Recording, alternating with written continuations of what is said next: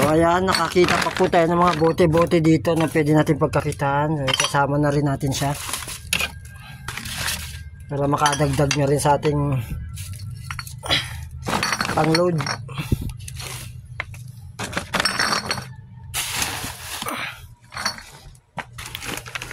Yun, meron pa isa. Ayan. Ayan, oh. Sana all.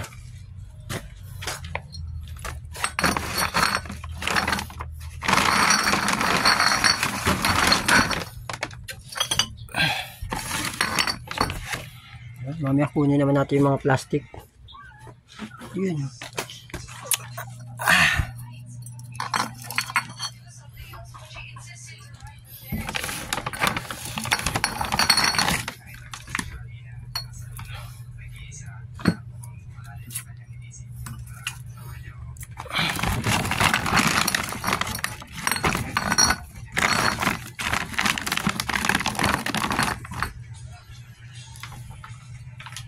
Wala na.